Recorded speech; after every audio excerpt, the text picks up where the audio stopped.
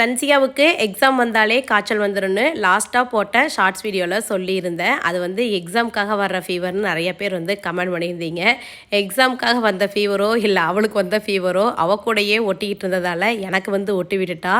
சரியான தலைவலி, காய்ச்சல், சளி அப்படிங்கிற மாதிரி தான் இருந்தது. அப்படியே படுத்துக்கிட்டேன். ஒரு வேளை கூட என்னால் வந்து பார்த்தீங்கன்னா செய்ய முடியலை. ஸ்கூல் லீவ் வந்து விட்டுட்டாங்க, ஹோட்டல் எக்ஸாம் லீவு. அதனால் சன்சி தான் வந்து பார்த்தீங்கன்னா இருக்கிற வேலையெல்லாம் அவளால் முடிஞ்ச அளவுக்கு செஞ்சுக்கிட்டு இருக்கா. ஹாஸ்பிட்டல் போகிறதுக்கு முன்னாடி கொஞ்சம் ரசத்தோட சாப்பிட்டு போயிடலாம் அப்படின்ட்டு சாப்பிட்டு ஹாஸ்பிட்டல் வந்து கிளம்பிட்டேன். ஹாஸ்பிட்டல் போய் 2 ஊசி போட்டு விட்டாங்க. நல்லா படுத்து தூங்குனேன். இப்போ ஓரளவுக்கு பரவாயில்ல. நைட் சமையல் வந்து பார்த்தீங்கன்னா ஹஸ்பண்டும் சன்சியும் தான் வந்து செஞ்சிட்ருக்காங்க.